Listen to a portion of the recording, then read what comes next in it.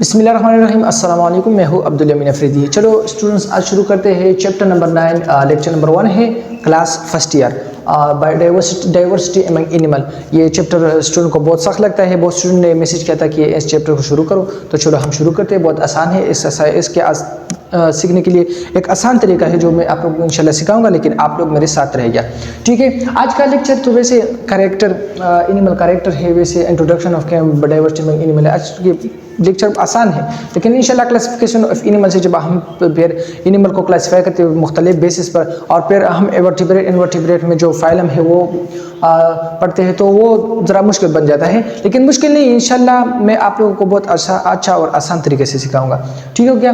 आज हम वैसे एक लेक्चर है जो एनिमल के कैरेक्टर, इसमें हम पढ़ेंगे।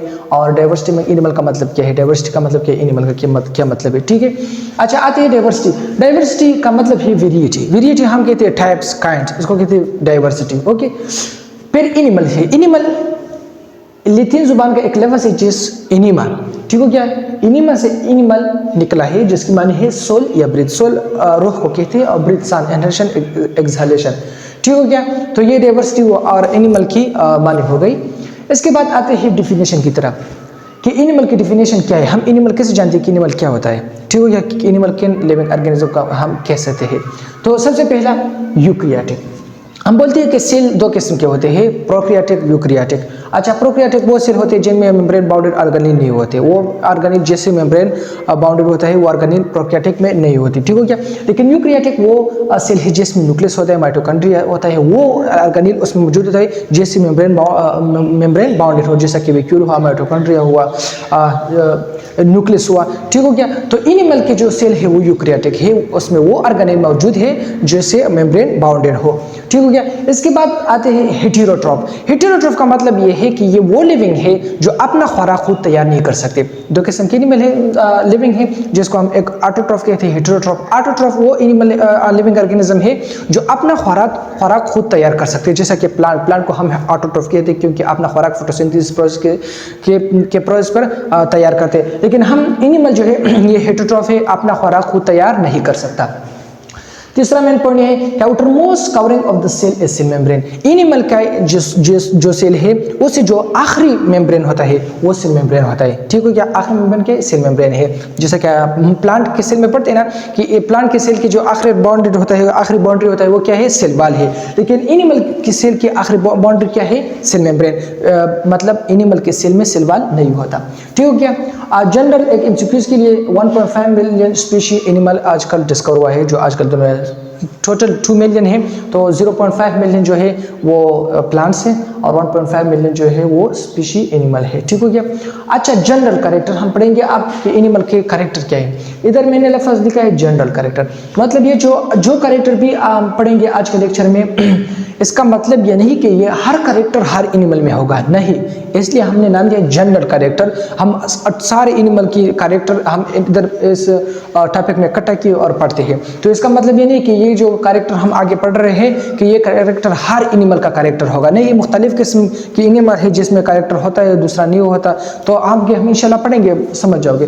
तो अच्छा, जनरल कैरेक्टर पहले हैबिटेट। एवरी टाइप मतलब एनिमल है, एवरी टाइप हैबिटेट। कई ऐसे एनिमल है जो मतलब टेरेस्ट्रियल है, जो खुश्क में ज़मीन पर रहते हैं। कई ऐसे एनिमल है जो एक्वेटिक के पानी में रहते हैं। इसमें ऐसे एनिमल भी है जो एम्फीबियन जिसको कहते हैं कि वो खुश्क में भी रहते हैं और एक्वेटिक में भी रहते हैं। तो इसलिए हर लिविंग क्या एनिमल क्या है, एवरी टाइप हैबिटेट रखता है। इसके बाद साइज भी डिफरेंट होता है। कई एनिमल बड़े होते हैं, कई छोटे होते हैं, कई पतले होते हैं, कई मोटे होते हैं। तो मतलब उनकी साइज भी मुख्तलिफ है।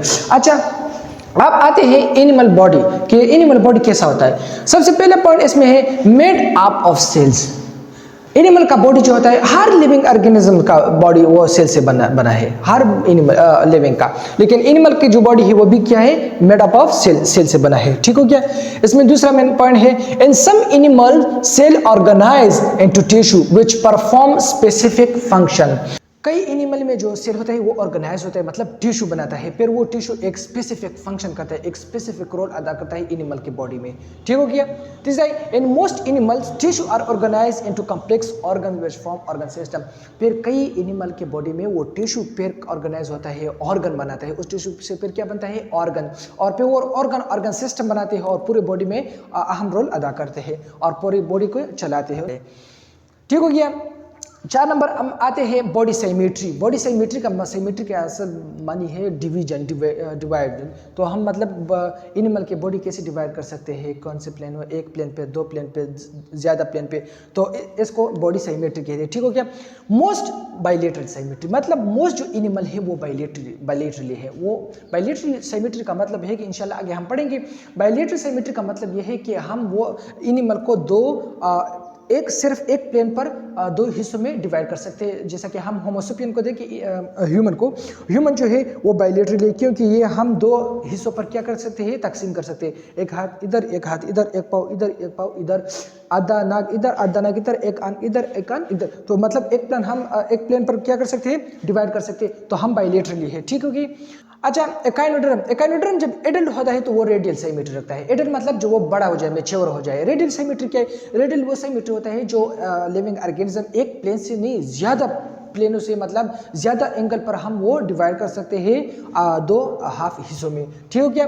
लेकिन एकाइनोडर्मेटा जो है, एकाइनोडर्मेटा वाला जो इनवर्टेब्रेट का एक फाइलम है, जब वो एडल्ट मैच्योर फॉर्म में होता है तो फिर रेडियल होता है। लेकिन लार्वल फॉर्म में, जब वो लार्वल फॉर्म में होता है तो वो बाइलेटरल साइमेट्री रखता है। ठीक हो गया। इसके बाद आते हैं लोकोमोशन। लोकोमोशन मतलब एक जगह से दूसरी जगह को जाने को क्या कहते हैं, लोकोमोशन। एक मूवमेंट होता है जो प्लान भी करते हैं, अपनी जगह पर हिलना। लेकिन एक लोकोमोशन होता है जैसा कि मैं इधर से इधर आया, ये लोकोमोशन है। ठीक हो गया। एनिमल लोकोमोशन करते हैं, लेकिन इसमें सम पॉइंट है, कहते हैं कि most animal have ability to move. ज़्यादातर एनिमल ऐसा है कि वो ये एबिलिटी रखता है कि वो क्या करे, मूव, हरकत करे लोकोमोशन में। ये मतलब एक जगह से दूसरी जगह को जाए।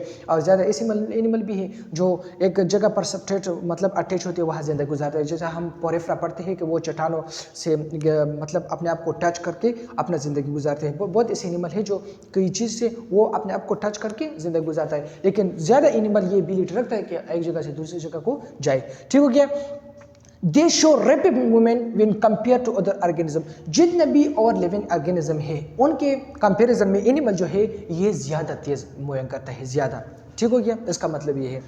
अच्छा, 6 नंबर आते हैं रेस्पिरेटरी सिस्टम। ऐसे बहुत सिस्टम है, लेकिन रेस्पिरेटरी सिस्टम अच्छा हम बस इधर बयान करेंगे। रेस्पिरेटरी सिस्टम हम जानते हैं कि taking oxygen in out of carbon dioxide. Animal में बात करते हैं कि जब हम ऑक्सीजन लेते हैं और कार्बन डाइऑक्साइड को बाहर करते हैं। ठीक हो गया।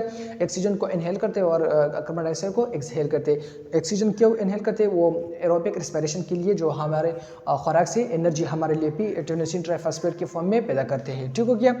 तो taking oxygen out of carbon dioxide animal में ऐसा है, प्लांट में वो कार्बन डाइऑक्साइड लेता है और ऑक्सीजन को बाहर करता है डे टाइम, क्योंकि वो फोटोसिंथेसिस प्रोसेस करता है। ऑटोट्रॉफी प्लांट एनिमल में हमने कहा कि ये क्या है, हेटरोट्रॉफी, अपना खुराक खुद तैयार नहीं कर सकता। लेकिन प्लांट कार्बन डाइऑक्साइड क्यों लेते हैं, क्योंकि वो फोटोसिंथेसिस प्रोसेस करता है। ऑटोट्रॉफी अपना खुराक खुद तैयार करते हैं। ठीक हो गया। अच्छा, ऑर्गन्स लाइक लंग्स, या बहुत ऐसे ऑर्गन है जो मुख्तलिफ एनिमल इस्तेमाल करते हैं। कई ऐसा एनिमल है जो लंग्स को रेस्पिरेटरी सिस्टम के लिए इस्तेमाल करते हैं। कई ऐसे कि गेल्स इस्तेमाल करके बोक लंग्स। अच्छा, बोक लंग्स हम इंशाल्लाह आगे पढ़ेंगे, बोक लंग क्या है, फंक्शन कैसे करता है। अच्छा, लेकिन and some animal use skin for respiration.